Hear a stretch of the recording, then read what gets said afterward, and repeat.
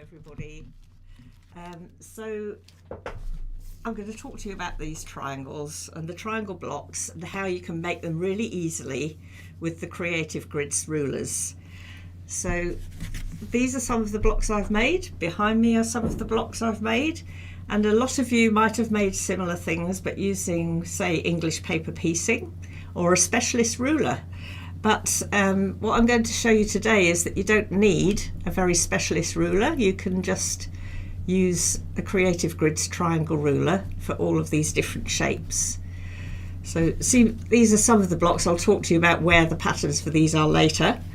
But these are some of the blocks that you can make. You can make hexagon shaped blocks, and that's like the ones that we've done behind me. You can make triangle shaped blocks, like those. So there's lots of different blocks that you can make, and it's really fun adventure to get into something really new. Now the triangle rulers that I love to use are the Creative Grids. So this one is the 8-inch finished, and it's 8.5 inches from top to bottom. They also do the 12/560, which is the 12-inch finished size. And then also, once I'd written my book, and a couple of books, I said to Creative Grids, you know, I love these triangle rulers, but I'd love to be able to cut half triangles really easily. And so I've designed this one, which is the 1/260 triangle. And you can get that one as well, and I have some patterns specifically for that ruler. So I thought I'd start off by just showing you how easy it is to cut triangles and why I really like using the Creative Grids one to cut them. Really the main reason I love it is it's very intuitive. So if you want a 2-inch finished piece, you're going to cut a 2.5-inch strip, just like you would if you were making squares. And also you're going to use the 2.5-inch line on your ruler. So it just makes complete intuitive sense to me to use these types of rulers. Now you can see on the top here, there's a little blunt tip. And what that means is that when you cut your triangles, you get a lovely blunt tip that's absolutely brilliant for lining up all the pieces when you're doing your sewing. So I'm just going to start by showing you cutting a triangle. I've got a strip of fabric here, so I need to cut my 2.5-inch strip. And I'm going to use my lovely little tiny Creative Grids ruler here. It's great for my demos. So I'm left-handed, by the way, so you have to turn your head upside down, unless you're left-handed too. I have learned to cut the other way around, but this is my go-to. So I'm just neatening the edge off, first of all, of my strip of fabric, because everything here is cut from strips, so it just feels very comfortable to do what we're used to doing. Now I'm going to put the 2.5-inch line of this ruler on the edge, and you can see that there are two different sets of markings on the ruler here, the straight ruler.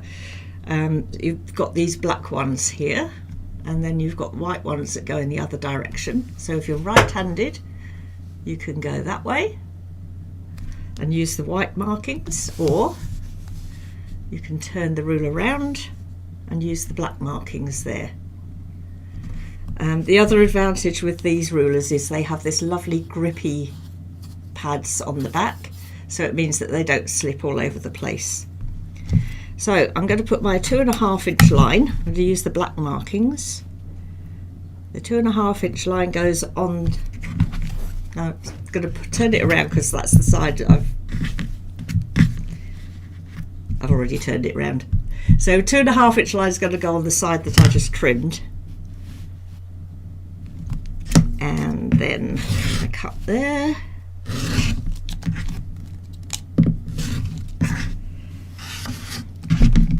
So that's my 2.5 inch strip, and I've actually got 4 layers here, so I like cutting things in bulk. So I'll put it like that.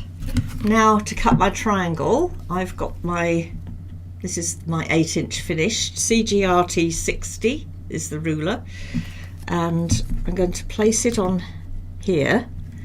And you can see that I'm going to put the 2.5 inch line on the bottom. And when I do that, the blunt tip up here is at the top of my strip. So it just makes perfect sense. 2.5 inch strip, and I put the 2.5 inch line on there. So now I'm going to cut on both sides. So I'm going to cut there.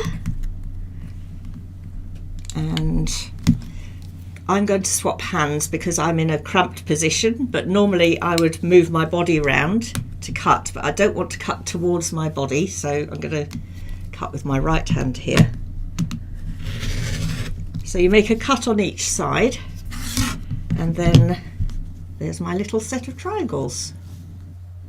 And then to carry on cutting more triangles, I can either turn my ruler around like that and cut again on this side, or I can flip the strip over, and this makes it much quicker, I think. People in my classes love doing that. Flip the strip over, and then you can just keep your ruler up the same way and carry on cutting down there. So these lines are nice and clear. You've got markings every inch. You've got markings at 1/2 inches, which are the solid black lines. I don't know if you can see that. I'll get the camera to focus. No, it's not going to focus there. And then markings on white, which are the 1/4 inches in between, which we will be using in a moment. So now when you get to piecing some of these triangles together, let's just cut some background ones. Oh, you never realised that about the black and white numbers. Yeah, they're great. So I'm going to cut a strip from this one. Hopefully my blade's nice and sharp, because I've got layer upon layer because I'm working in a small space. So let's cut a 2.5.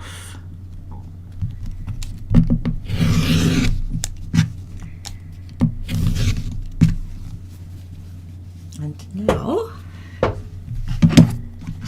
cut a few triangles from here, and then I'll show you how they match up so beautifully for piecing.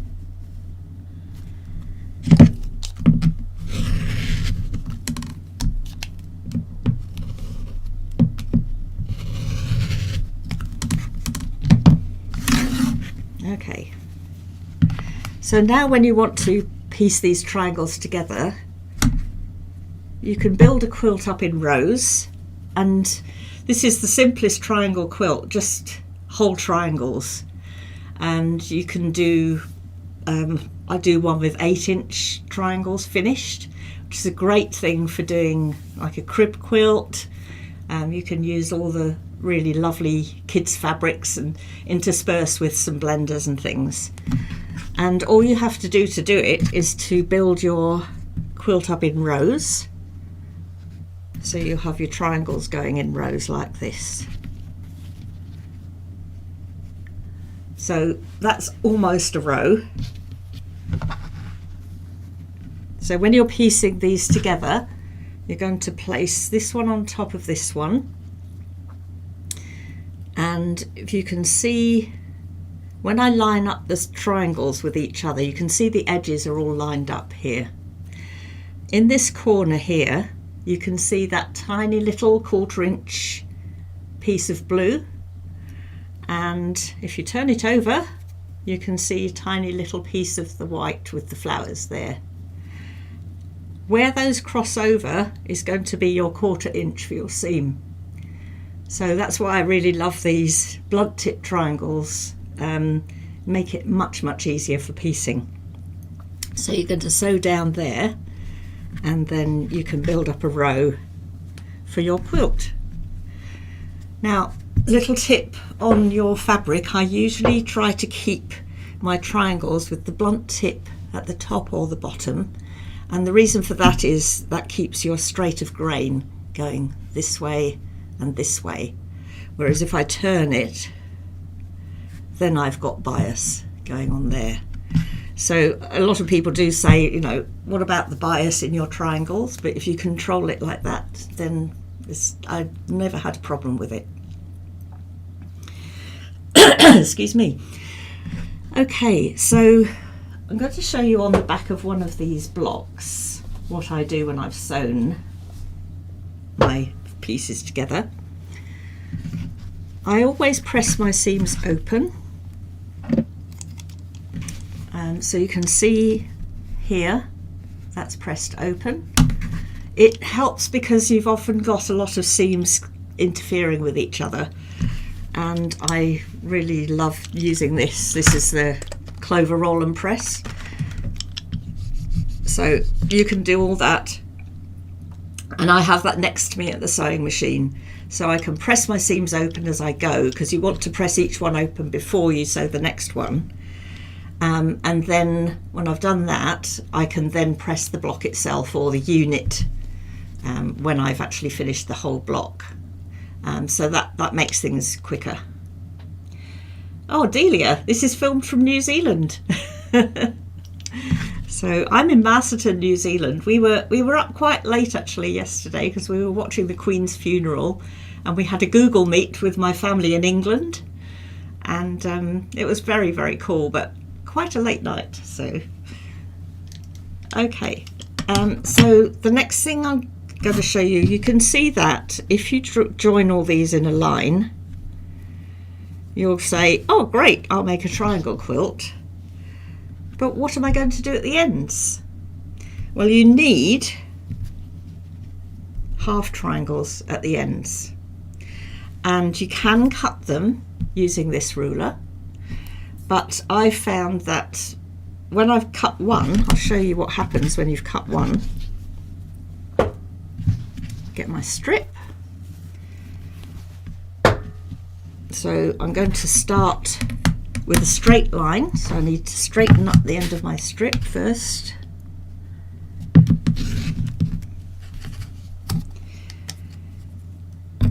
Now, to cut your half triangles from this ruler, what you need to do is put your 2.5 inch line on the bottom of the strip, and then if you see these lines in the center here, there's one central line. Now that's going to end up being your seam line, so you need to go with the line that's to the left of it and then cut on this side.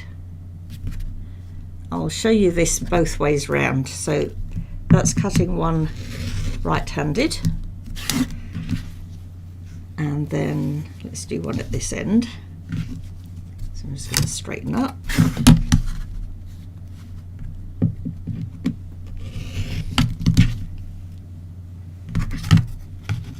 So if you're left-handed, you put the right hand dashed mark on there, and this is so that you get enough fabric in here for your seam.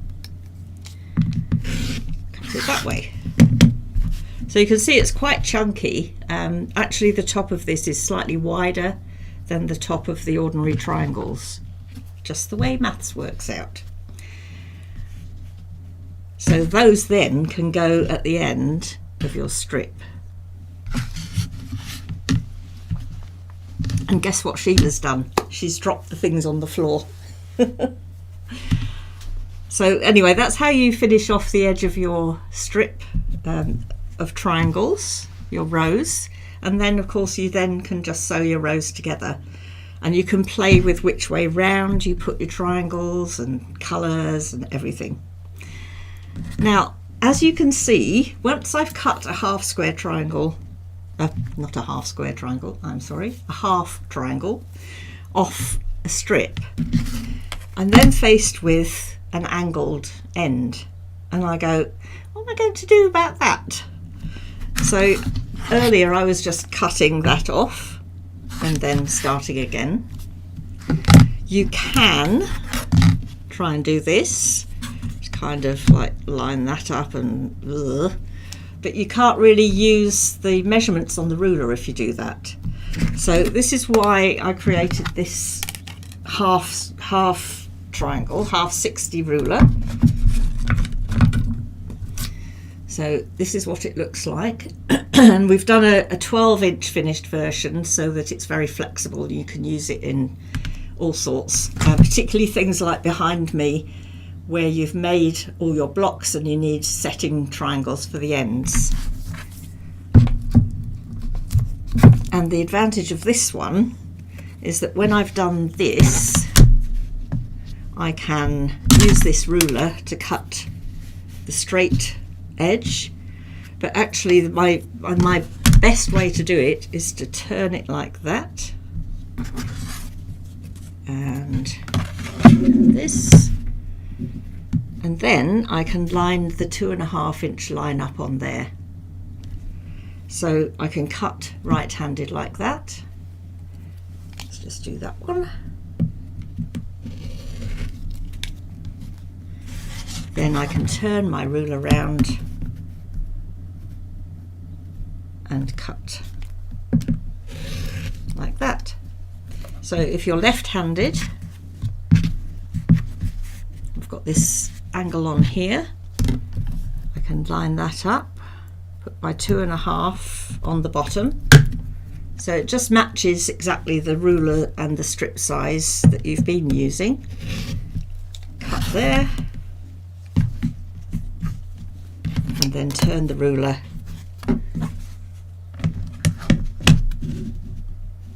and I'm lining up the top end, the 2.5 inch on the top of the strip, like that. So this has really sped up my piecing and my cutting for doing the triangle blocks. I got quite obsessed with doing them when I did my first quilt, which was a modern triangle sampler, and I just decided that, well, if you can do triangles, you can do all sorts of other shapes as well. So I got into doing trapezoids and hexagons and diamonds, all sorts of different shapes. And I thought I'd show you today how I cut a hexagon. I started off doing it in a fairly complicated way with a number of steps, and now I've realised that it's not that hard at all. It's really easy. And if you do English paper piecing, if you're a hand piecing person, this is actually a fantastic way to cut your strips, to cut your hexagons. It makes it really quick. So here's a block, and this block is from this book, which is the Triangle Block Tool, which has all sorts of blocks in. And you find the reference pages, because I've got a bookmark everywhere else. There we go. So there's all these different triangle blocks, there's diamond shaped blocks, and there's hexagon shaped blocks that you can really get into, have a play with. So you could repeat one block throughout a quilt. The other thing I do is show you at the end the setting, so how you can set everything to make a quilt. So this block here that I'm going to show you is called cogwheel. So, and this is the block, and you've got the various different sizes. So if you've used any of the C&T block tools before, this is the same sort of layout. So you've got one where you can make a 6-inch block. Actually, I've got 4 different sizes. So 6 inches, which is going to be finished size from top to bottom, 12 inches, 18 inches, or even 24 inches, which would be a really cool table centre. So to cut my hexagon with that one, I'm going to do as if I was doing a 6-inch block. And this block here is obviously bigger than that, but we're going to cut one for this. So for a 6-inch block, I needed a 4-inch from top to bottom hexagon. And this strip here is 4.5 inches. just check that I've got my strip the right size. Yep. So this is a 4.5 inch strip that I've cut from my fabric. The neat thing about the hexagons is what I'm going to do is actually fold this in half like that. Just finger press it. Then I'm going to get my triangle ruler, and if I was going to be cutting a triangle from a 4.5 inch strip, I'd be putting my 4.5 inch line on. But here I've got my two halves are joined together already, so there won't be any seam in between them. So I've got to take off the seam allowance. And so therefore I'm going to put my 4.25 inch line on the bottom here, and that goes on the fold. And then all I have to do is cut that side and cut that side.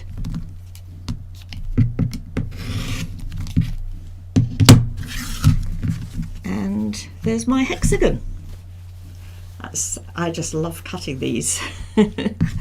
And you can check that you've done it right by, if you fold it like that, you can't see anything. It's, you know, all lines up at the edge. Open it out, turn it through 60 degrees like that, fold it up.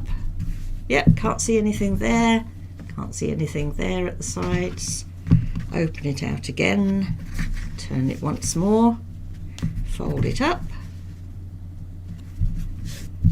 Can't see anything at that side, can't see anything that side. So if I'd used the wrong line on my ruler, you'd be able to see it wouldn't be a symmetrical piece. And that's how I know that it's perfect.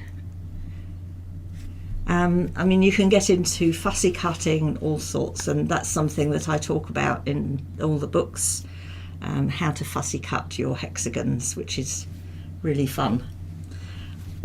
One of my favourites is the bee, which is all fussy cut and it's all lined up in there. So you can use this for my patterns, which are all machine piecing, but you could also use this ruler if you do EPP and you just want to quickly cut hexagons. There will be a little bit more wastage than if you try and interlock them, but boy, it's fast. So you get a lot done. Cool. Okay, so what we're going to do next is show you the Matariki, some of my other patterns. So let's just come back on.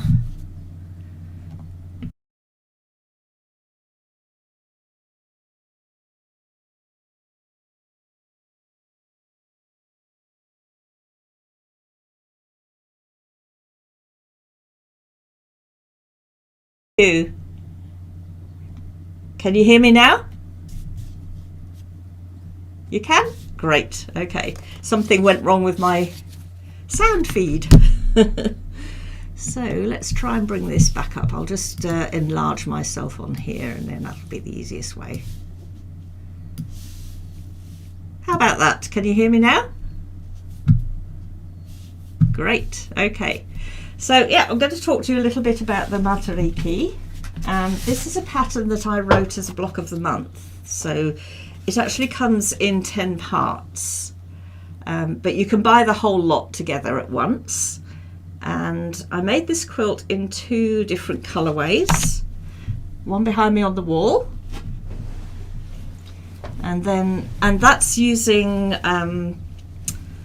Violet Crafts Modern Classics. So I wanted to use fabrics that you could always get rather than fabrics that are ones that are going to go out. But of course you can use your own ones, whatever you want to do. And then this colorway, this is called Museum. And this colorway is made with chalk and charcoal, so these are both Robert Kaufman fabrics. And on the back of the pattern you've got all the specifications for if you want to use those fabrics for what to get. Thank you. So in this pattern there are lots of different blocks. You've actually got 12, 18 different blocks to make. And as I say, it comes in parts, so you can buy the whole pattern in one go, or you can buy the separate patterns.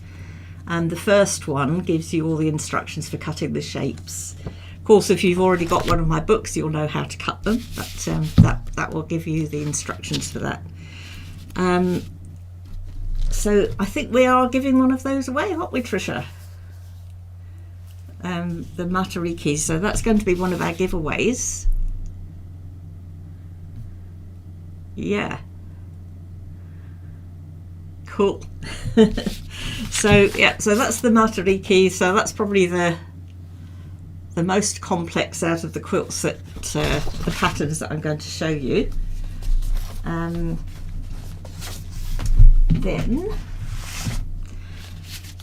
I have got some patterns that I wrote specifically for the half 60 ruler. This one's a really easy one, and it's called Slice It Up, and that's made with a layer cake. So very, very easy and quick pattern to make with a layer cake. And I'm a big fan of showing you how you can make quilts in different colorways. And this is, lovely. This is actually Krista Watson's fabric from Benetech that I used on mine. But imagine how different that would look in the colours that you love, and in maybe one of the layer cakes you've got in your stash. You could just go, right, I'm going to do that this weekend. It's a really quick one to do. And then I've got some other ones with the half 60. This one I made out of Carolyn Friedlander fabrics and linens. So that's the Essex linens from Robert Kaufman. I just love her fabrics. They're just really effective. And this is more of a muted type of colourway. So if you've got sun or something like that you want to make a quilt for, obviously, again, you could make it in pretty pinks if you want to. But this is the one that I made, and that's called Hover. And again, they are really easy to make, so you might look at it and think, I don't think I can do that, but you can. And do I make videos? Yes, well, I do. I have classes online, so my website's quiltwithsheila.com, and I do online classes. So and then this one is called Arrows. This one was a mixture of chalk and charcoal fabrics for the colours, and then let's see if you can see that better. I've interspersed it with a variety of kind of low volume fabrics. Some of it is quite spotty. It's Wyndham Inkwell was the range that I used. So some quite funky black and whites that I really liked. So it's kind of autumny tones in that one that I've used. Again, do whatever you love. And then the final one is probably my favourite and most people's favourite, which is called Topsy. And I called it Topsy because I don't know if you have this saying growing up, but if something grew fast, my mum used to say, oh, it's growing like Topsy. And this one grows really fast. The size that I made is the king size, and they're very big blocks and so much fun to use with fabrics that you love. So I had these lovely art gallery fabrics that I'd bought at Houston, and I wanted to use those, so that's what I used in mine. Again, nice and easy to make. Everybody says how surprised they are how easy they are to make, and you can see that you can use the rulers. So it's the triangle and the half triangle ruler, and that just grows like Topsy. So on the pattern with this one you have a queen size and a king size. But if you buy the pattern and drop me an email, I've also done a smaller version, couple of smaller versions. So I will send you that if you drop an email to me if you have this pattern. I love art gallery fabrics. So yeah, there we go. So a wedding quilt, if you want to make a wedding quilt and you need to make a big quilt quickly, then that's my tip for that one. So I think that's about all. We're just about there.